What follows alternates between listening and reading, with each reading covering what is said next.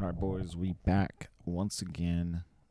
So today's a little bit different. We took again, me just being a bear, just shorting everything all the time.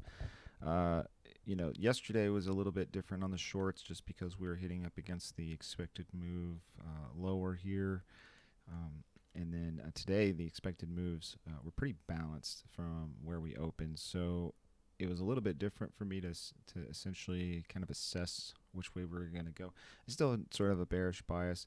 And the fact that the expected move moved lower below these second targets, I kind of wanted to stay with the trend down, especially into the FOMC. I really honestly expected more chop today, but as the open was happening, I could see a trade sort of starting to develop. You can see that they're a little bit bullish here. Again, timing wise, we're running into that 7 o'clock, 7:30 timing.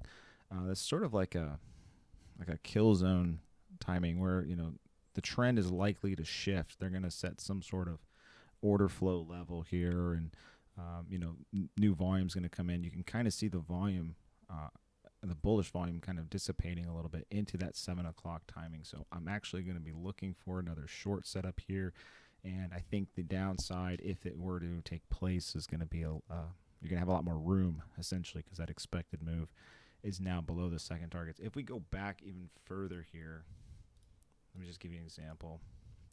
Look at the T levels from yesterday and that expected move. You can see the expected move low is hitting that, is right around that daily range low. So, it's hard to be too much of a bear here just because you're kind of oversold is sort of my read on it. So a lot of the targets and things like that, yeah, they could still hit. You'd have to break some significant support in order to do that, which, you'd just be open-minded. And yeah, if it happens, okay, well, we could start hitting some extensions lower. But um, coming into today, it was just a lot easier to be short just because um, now the expected low was shifted quite a bit lower, and we had some of those targets within the expected range here. So that's sort of how I'm using these expected moves. If you're going to be a shorter, even smaller time frame trader, then you may use the 4 hour. I like to make trades off of the 1 hour and 15, and then take executions off the 5. So let me just show you how that kind of looks here. Running into the open again, like I was talking about. So here is running into the open. Okay, we're going to start hitting that 7 o'clock timing. We start seeing the kind of the curl lower here. I kind of let this run for a bit. I want to see if it's going to run into this area here and find some support, maybe bounce, and then I would take the short off off of that. So okay, let's go back just a tad. We'll go with 5 minute here. Okay.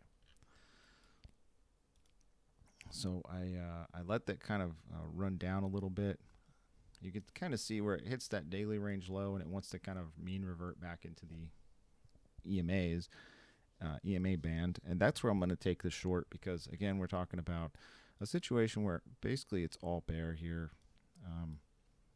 These aren't going to be updated, but these were pretty bearish too, the breadth indicators, and then obviously we're sitting in some pretty good sizable steady volume to the downside. So I'm going to go ahead and I start shorting around this area here, and really I'm just targeting the first target. I don't really care about trying to hit the second target, and the second target I don't think got hit today. I think it stopped at 62, but that was basically it was a possibility. So it's good to have that as a possibility on a essentially an extension. You have runners go there, but I took all profits here. So I basically got pretty sizable into this little pullback here. And you can see they kind of took some stops before they left. And then it was really a pretty simple trade. Boom.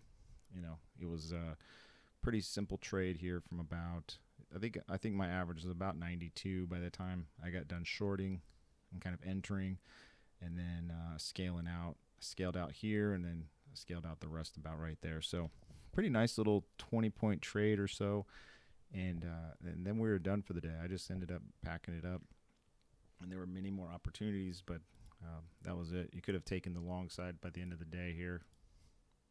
You can kind of see how this turns around. You start seeing that after it hits the target, it fails to reach second target. Once it reclaims that level right there, then you're probably, this is going to be a little bit weird in the replay, by the way, but so we'll just get rid of that for now.